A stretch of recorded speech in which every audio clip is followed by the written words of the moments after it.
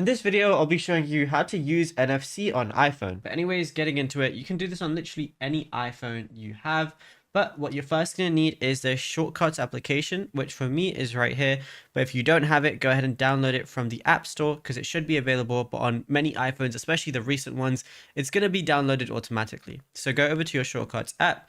And once you're here, go over to Automation, which is the middle tab right at the bottom.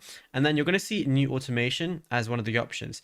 So once you go ahead and click on that, all you want to do is scroll down. You're going to see NFC. This is when I tap an NFC tag. Go ahead and click on that. Now you can run after confirmation or run immediately. So just do whichever one you want. Go ahead and press scan, and it's going to say ready to scan. Hold your device near the NFC tag. And then, yeah, that's literally it. So you can just have that ready whenever you want. And it's as simple as that. And if I just go ahead and press next, I can just go ahead and save it as well if I want to.